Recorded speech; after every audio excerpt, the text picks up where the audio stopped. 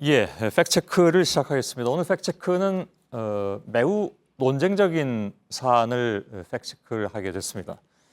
7살 원영군을 학대 끝에 숨지게 한 평택 아동살해 사건을 두고 새로운 논란이 일고 있다는 얘기인데 우선 화면부터 좀 보시겠습니다.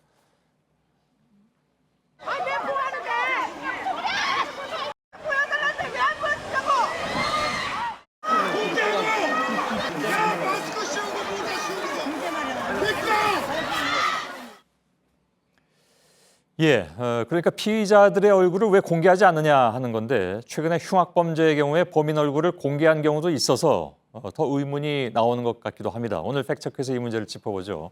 김필규 기자, 현장 검증 때에도 이제 격앙된 분위기 조금 아까 봤습니다만 인터넷에서도 굉장히 많은 논란이 있었다고 들었습니다. 예, 그렇습니다. 이게 화장실에서 감금하고 또 굶기고 락스를 뿌리고 워낙에 범행에 잔인해서 더 그런 것 같은데요. 예. 저희가 JTBC 홈페이지와 SNS를 통해서 오늘 긴급 설문을 온라인으로 진행을 해본 결과 이번 피의자 얼굴을 공개해야 하느냐 말아야 하느냐 해서 해야 한다는 여론이 75% 훨씬 더 많았습니다. 예. 최근 이 흉악범 얼굴 공개하기로 법도 만들어지지 않았느냐, 또 그리고 얼굴이라도 공개해야지 반성을 하지 않겠느냐, 인권을 보호할 가치가 없다, 이런 댓글들이 함께 올라왔습니다. 예.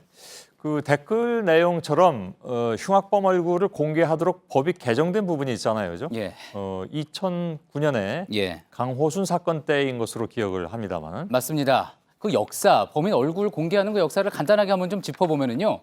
1980년대, 90년대까지만 해도 웬만한 사건이면은 뭐 피의자의 실명과 얼굴은 물론이고 뭐 집 주소까지 언론에 다 나오고는 했습니다.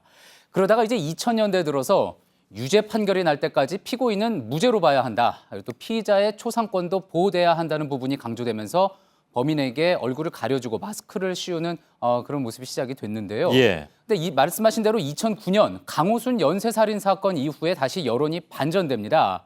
그래서 그 이듬해 특정 강력범죄의 처벌에 관한 특례법, 이른바 특강법이 개정이 됐고요. 예. 범행 수단이 잔인하고 또 중대한 피해가 발생했을 경우, 그런 강력범죄의 경우 피의자 얼굴을 공개할 수 있게 했습니다. 예. 그래서 실제로 이렇게 공개된 예가 있죠. 그렇습니다. 그런데 좀 왔다 갔다 한 면이 있습니다. 예. 어떤 얘기냐면은 이제 법 개정 직후 영등포에서 이제 초등학생을 납치 성폭행한 김수철 사건의 경우에는 얼굴이 공개가 됐고요. 또 그리고 지난해 경기도 안산에서 인질 살해극을 벌인 김상훈도 공개가 됐습니다. 예.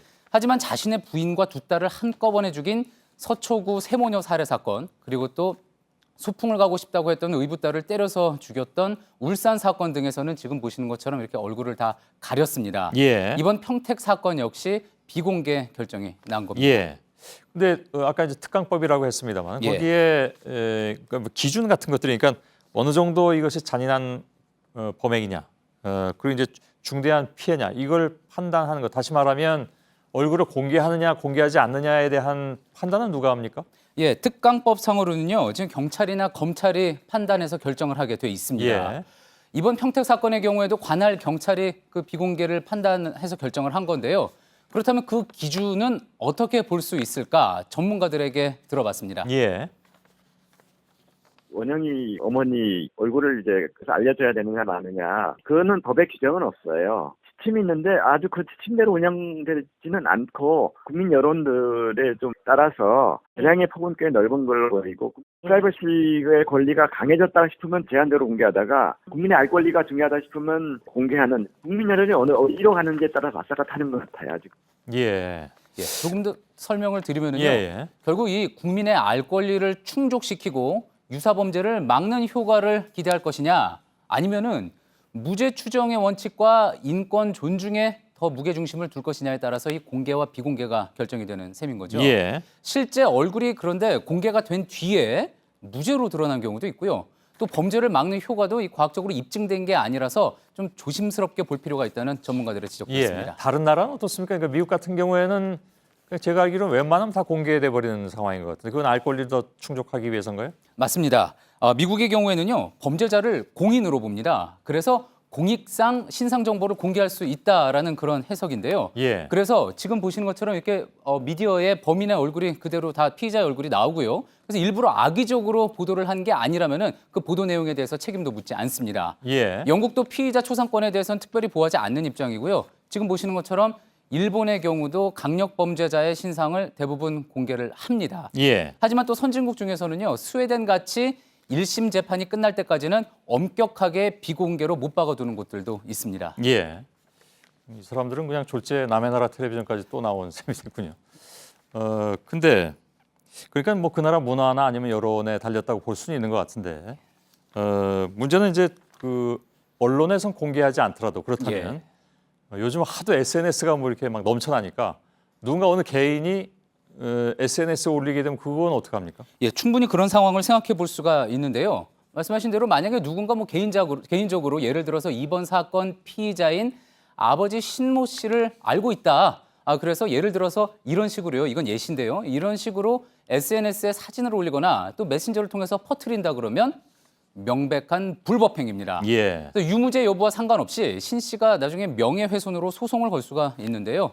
다만 이런 큰 사건에서는 또다시 사회적 관심을 받는 게 부담스러워서 소송까지 가지 않고 그냥 묻히는 경우가 많을 뿐이라고 합니다. 예. 그러면 이제 지금 같은 상황이라면 앞으로 또 이런 일이 안 벌어져야 되겠지만 예. 또 벌어져도 역시 이런 논란은 계속될 수밖에 없는 그런 상황이겠군요. 예, 그렇게 생각해 볼 수 있는데요. 다만 뭐 이번 사건의 경우에는 숨진 원영이 말고도 사실 원영의 누나가 똑같은 피해자 중 한 명입니다. 그래서 경찰은 피해자인 원영이 누나의 인권을 고려할 때 계모와 친부의 얼굴을 공개하는 것은 적절하지 않다는 판단이라고 그렇게 설명을 했는데요. 예. 이 판단에 대해서 법조계도 상당 부분 수긍을 하는 분위기입니다. 공개냐 비공개냐 각각 중요하고 또 민감한 가치를 담고 있는 만큼 앞으로 원칙 있는 선례가 계속 쌓여야지 이런 혼란도 줄어들 수 있을 거라는 지적입니다. 예. 김필규 기자와 팩트체크 진행했습니다. 수고했습니다.